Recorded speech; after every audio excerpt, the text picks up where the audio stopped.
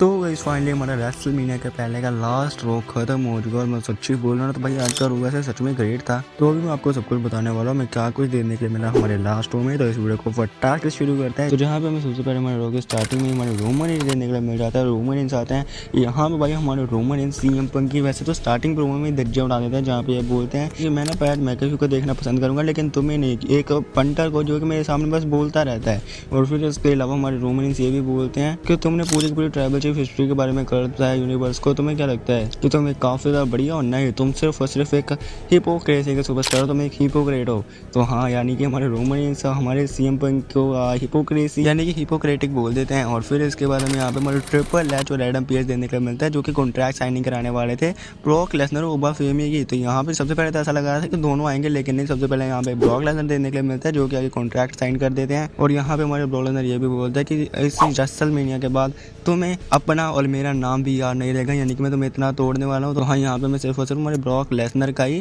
Contract signing देने के लिए मिलती है। ओबा फेमी अभी यहाँ पे नहीं आया था। फिर इसके बाद हमें यहाँ पे शारा फ्री एंड लायरा वल्कारिया का हमें मैच देने के लिए मिलता है। तो हाँ, वैसे ये नॉर्मल मैच था क्योंकि हमें रेसलमेनिया में इनका फैटर 4-वे टैग टीम मैच देने के लिए मिलने वाला है, यानी कि 4 वुमेन्स का। और फिर इसके बाद हमें यहाँ पे इस मैच के लास्ट में सिंपली हमारी लायरा वल्कारिया इस मैच को जीतते हुए देखने के लिए मिल जाती हैं। तो हाँ, यानी कि हमारी लायरा वल्कारिया यहाँ पे जीत चुकी है। फिर इसके बाद में बैक स्टेज में हमारे सोलो स्कोवा के एमएफटी और हमारे ऊसो सैटरडे नाइट देने के लिए मिलते हैं जहाँ पे सोलो स्कोवा बोलता है कि तुम हमारी ब्लड लाइन का नाम नीचे कर रहे हो एल नाइट के साथ काम करके। तो वहाँ पे फिर हमारे एल नाइट की बात ऑफिशियल कर देता है कि हमें MFT versus Usos and L night का आज मैच देने के लिए मिलेगा। और फिर इसके बाद हमें यहाँ पे हमारी स्टेफनी वॉकवेयर देने के लिए मिलती है। स्टेफनी वॉकवेयर आती हैं, जैसे ही आते हैं वैसे वहाँ पे लिव मॉर्गन अटैक करती है स्टेफनी वॉकवेयर के ऊपर और यहाँ पे ये बोल देती हैं कि मैं जानती हूँ कि तुम्हारी माँ तो एक कचरा थी लेकिन मुझे नहीं पता था कि उसने कचरे को ही जन्म दिया। यानी कि एक बार फिर से हमारी लिव मॉर्गन स्टेफनी वॉकर की माँ के ऊपर चढ़ जाते हैं। फिर स्टेफनी वॉकर फिर से एक बार भिड़ जाती है लिव मॉर्गन के साथ।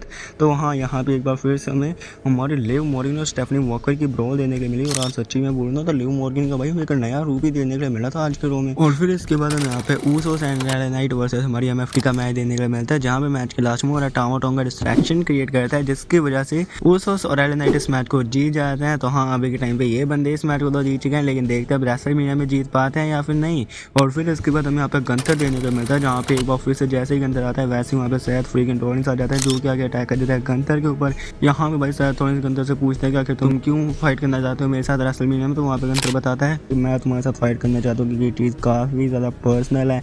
तुम ऐसा बोलते हो कि तुम इसे हो ग्रेटेस्ट रिंग के अंदर, लेकिन मैं रेसलमेनिया में ये बात कंफर्म कर दूंगा कि तुम मेरे पैरों की धूल भी नहीं हो। तो फिर ये सुनकर सैथ रॉलिंस एक बार फिर से अटैक कर देता है गंथर के ऊपर, लेकिन एक बार फिर से गंथर बाहर निकल जाता है और सैथ रॉलिंस स्टैंडिंग रोल रहता है इनके इस ब्रॉल में। और फिर इसके बाद हमें यहाँ पे ईओस का ही देने को मिलता है जिनका मैच होने वाला था कायरी सेन के साथ। वहाँ पे कायरी सेन आती है मैच के लास्ट में हमारी रिया रिप्ले जो कि मदद करने के लिए आती है ईओस का, लेकिन हमारी रिया रिप्ले के ऊपर अटैक कर देती है जेड कारगिल और हमारी आस्का की इंटरफेरेंस की वजह से कायरी सेन इस मैच को जीत जाती हैं। और फिर इसके बाद हमें यहाँ पे ट्रिपल एच और एडम पीएस एक बार फिर से देने के लिए मिलता है जो कि इस बार ओबा फेमी के सिग्नेचर लेने के लिए आए थे कॉन्ट्रैक्ट साइनिंग के ऊपर। और जैसे कि हमें पता है वहाँ पे ओबा फेमी आता है, फिर तो ऐसे ही वहाँ पे पॉल हेमन आ जाता है जो कि बोलते हैं कि मैंने तुमसे ज़्यादा वायलेंट सुपरस्टार नहीं देखा है ब्रॉक लेसनर के बाद, तुम ही सबसे ज़्यादा ग्रेट रेसलर हो। तो वहाँ पे फिर ओबा फेमी बोलता है पिछले 26 सालों में जो काम कोई भी नहीं कर सका कि वो ब्रॉक लेसनर को नीचे रख सके, ब्रॉक लेसनर को डोमिनेट कर सके, वो काम मैंने 4 हफ्तों में कर दिया। से 2 महीने पहले जब तो उन्होंने